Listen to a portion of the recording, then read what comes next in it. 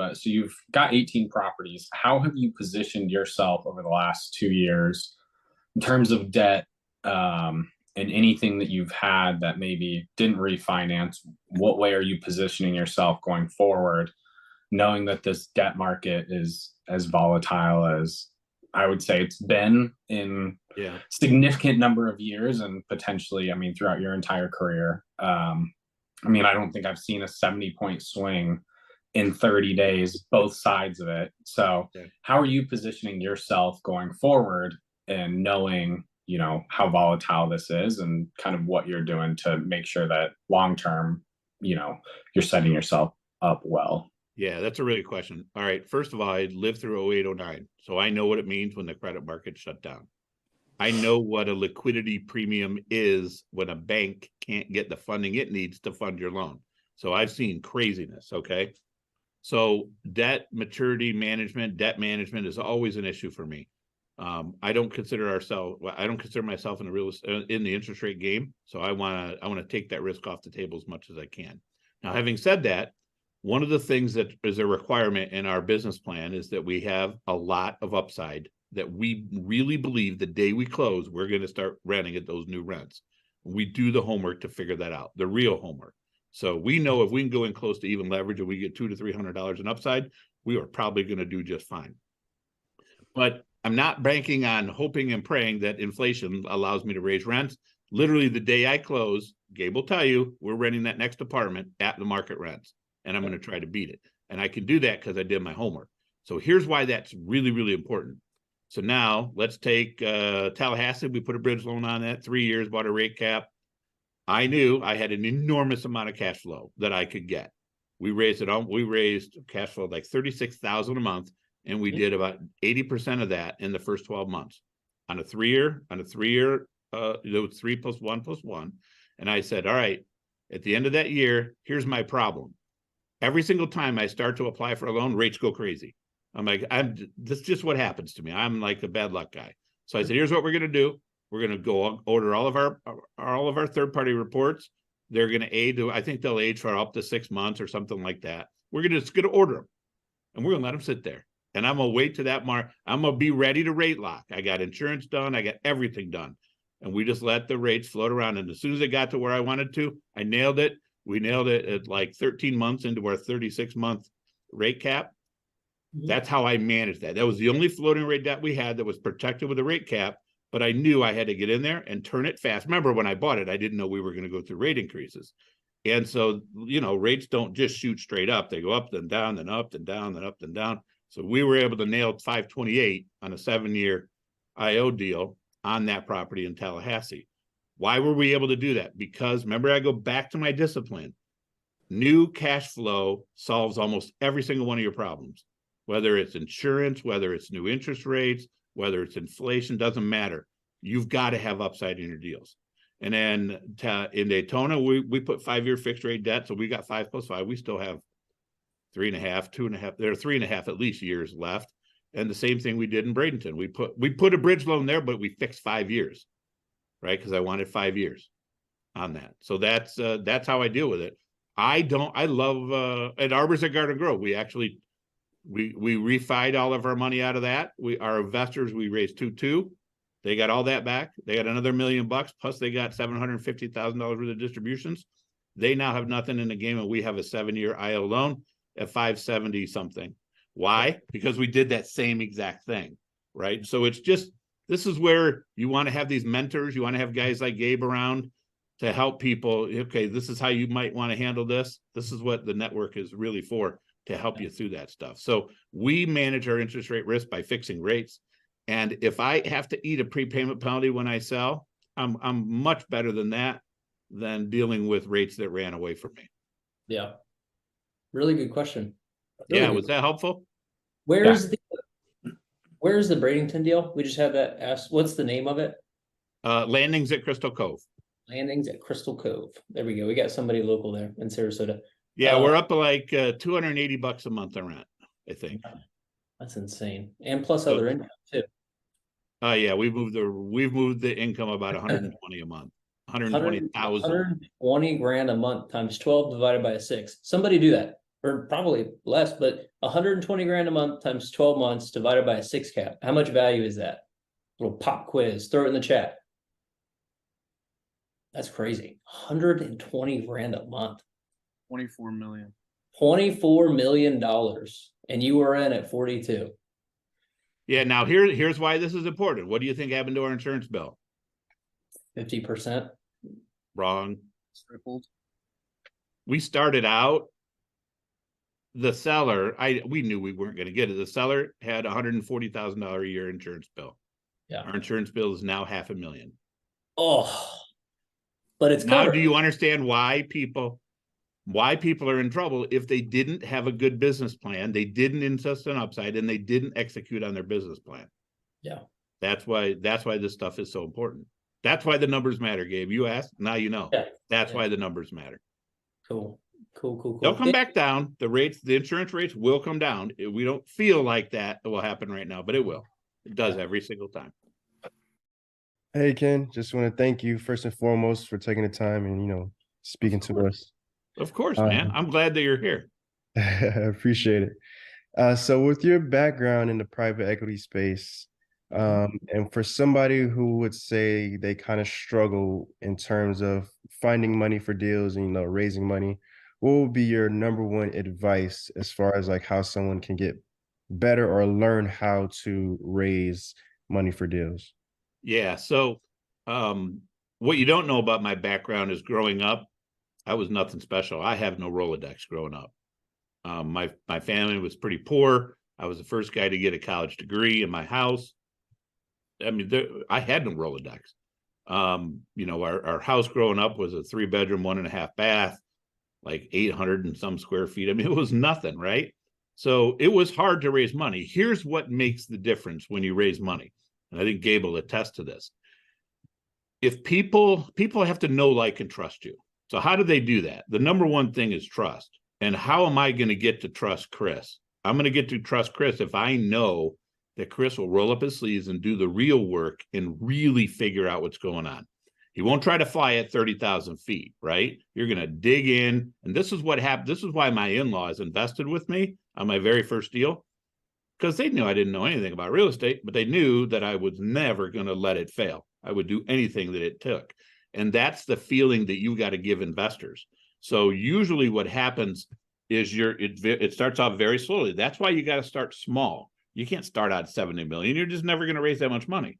So you got to start out small and get the experience. But what's going to happen is in the beginning, there's going to be people that give you that helping hand, that really believe in you.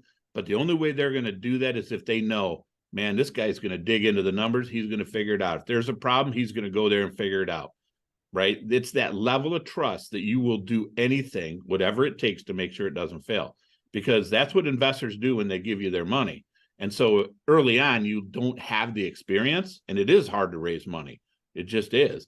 And as you gain more and more experience and you develop, so that's one of the reasons why we like to turn early on our deals, because the day that you give that investor their money back plus another, 75, 80, 100% of their money, they're just over the moon. They're like, oh my God, you actually did it. What do? They tell their friends, and then they reinvest with you. You see how that grows? So you just have to start off somewhere and just convince just a few people, do it, get it turned, and then that starts the ball rolling. And it's just a process. It takes time. It's taken me 25 years. Graphs all look very similar. If you look and track every single time, most successful real estate investors is like, I started with an 8-unit deal. It was 200 grand of equity. I had to bite and chew, and I had to ask 50 people to give me 50 grand each, and I landed 200 grand. And then 20 years later, they're raising $50 million in 2 days. Yeah, super cool. It's hard. That's a good question, Chris. Just dive in, really dive in. I will tell you, a lot of people say they want to partner with us. A lot of people want to partner probably with Gabe and different people. And then when I ask them to send me the underwriting or whatever, I mean, it's nothing. It's not real. They don't really understand it. And, I just had a conversation before this call with a guy who's trying to figure this out. And I would just ask you, Chris, I don't know what business you're in, but presumably you're successful and you probably know that business really well. Like, it inside and out. Apartments are no different, man. They're a business. They just happen to be apartments. You've got to know them inside and out. And when you do, then people will trust you because they will sense it. You will ask them they'll ask you little detailed questions. You'll not only know the answer, but you'll know why it is what it is. And when you tell them that, they're like, man, this dude knows. And that's how the trust is created. And then showing too. I'm a very, very, very big believer like this deal. If we didn't get this and I'm just starting out, I'm creating relationships with investors, even if it's a 16 or a 24 unit deal, even if you're not getting it, it could just be something on LoopNet or Crexy. And it's like, hey, I want it like to the investor, look at what I'm looking at. This just so you can understand what I'm actually doing. We would buy something that looks like this, we would fix it up, and then we'd sell it for X. And that's how we're projecting these types of returns, getting them comfortable where if you can establish a relationship, plant the seed today, and then call them and find the amazing home run deal in 6 months from now, they know you, they know that you've been looking at deals, you've shown them some deals with example returns, and then now they know, okay, he showed me 10 deals, this is the one that he finally got, this is a good one, I'm going to go in. I found a lot of success in that. But really, yeah, I will tell you, marketers always tell you, you got to have 6, 8, 10, 12 touch points before somebody buys from you. They're not wrong. I mean, I've been doing this for 25, 26 years. We raise money constantly. And we watch because we very carefully see how many people come to our Real Deal webinars. They hear me on podcasts, then they hear me on things like this, and they keep hearing me over and over. And what they're looking for a crack. They're looking for that little, wait a minute, whoa, wait a minute. He just became a cheesy guy. That's not what I thought he was. That's what they're looking for. But they want those touch points because they want to know that you really know your stuff because they work really hard for that money and they don't want people losing it on them. When you're starting out, it's always better to start out in your backyard, smaller deals. That's all good, right? I mean, with the higher interest rates right now, it's very difficult to pan out any deals. So what's your advice given that higher interest rates? You're looking, I'm looking at multiple deals and analyzing them, underwriting them, wasting time. And then, you submit an LOI. LOI gets rejected, and then you do all over again.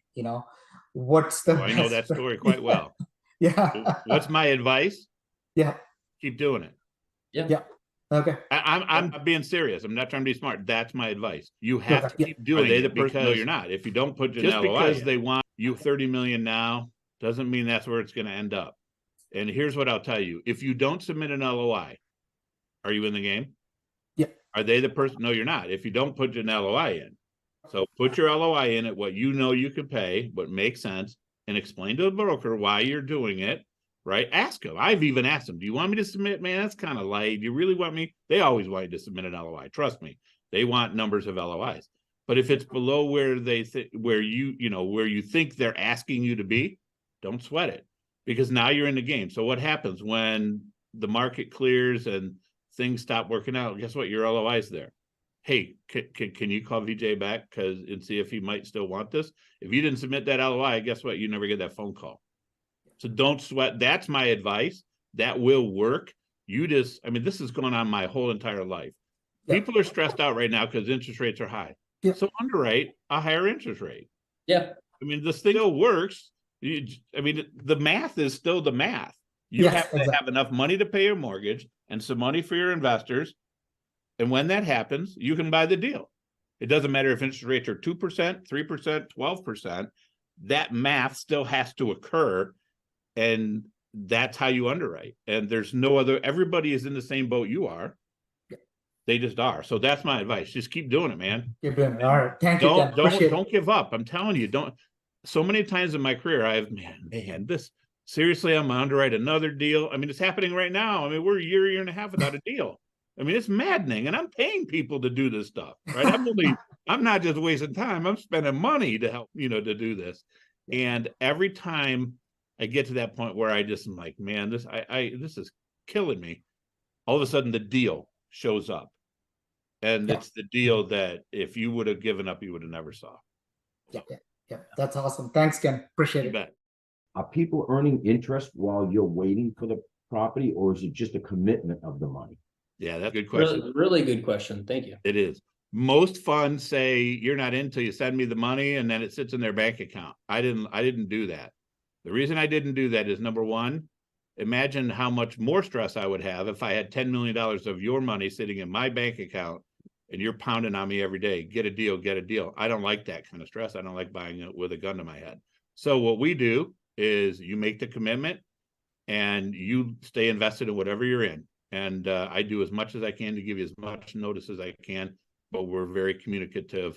And so when you need to send the money, we call it. And, in our very first fund, I thought, oh boy, people are going to flake on you. They don't. Very good. So that's what we do. Because I think that's the fair way to do it. I don't want your money in my bank account because nothing good happens there. Right? You're going to get frustrated. It incentivize you to place it because you're looking at it every single day. You're like, I got to place this. I got to place this. I got to place this. Yeah. And what's really important is that you have your goals as a sponsor must be aligned with your investors. And I will tell you, there are so many temptations for misalignment. You have no idea. There just are. If you like the content that we've shared here, please be sure to subscribe to our channel and hit the bell. So thank you again and have a wonderful day.